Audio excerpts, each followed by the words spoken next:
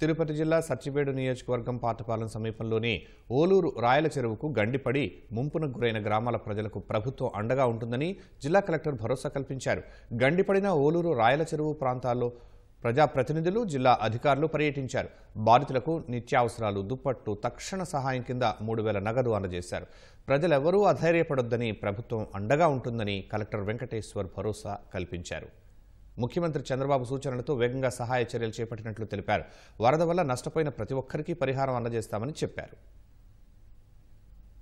ఎవరెవరికైతే గొర్రెలు గాని, ఆవులు గాని, పశువులు ఏదన్నా చనిపోతే వాటన్నిటికీ కూడా ప్రభుత్వం నుంచి ఖచ్చితంగా నష్టపరిహారం ఇస్తాం.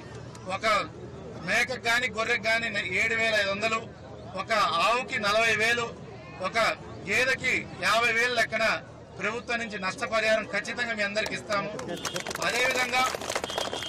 అదేవిధంగా ఇంట్లో ప్రతి ఒక్క ఇల్లు కూడా నీటి మునకలో ఉంది, నేను చూశాను. దానికి కూడా ప్రతి ఇంటికి 10,000 లెక్కన క్లీనింగ్ కి వీటన్నిటి కూడా ఇవ్వడం జరుగుతుంది. ఇల్లు ఎవరిదైనా కూడా పడిపోతే, కొట్టాలు గిటాలు పడిపోయినాయి, ట్రాక్టర్లు పోయినాయి, బైకులు పోయినాయి, వాళ్ళందరూ కూడా నష్టపరిహారం ఖచ్చితంగా ఇవ్వడం జరుగుతుంది. ప్రస్తుతానికి ఇప్పుడు ఇబ్బంది లేకుండా ఉండడానికి 25 కేజీల రైసు, అదేవిధంగా నిత్యావసర వస్తువులు అన్నీ ఇస్తున్నాము. అదేవిధంగా మీకు ఇబ్బంది లేకుండా వంట సామాను, 3,000 రూపాయల డబ్బులు, మళ్ళీ పడుకోవడానికి దుప్పట్లు, బ్లాంకెట్లు ఇవన్నీ ఈ వారానికి సరిపడే అన్ని కూడా ఇస్తాము.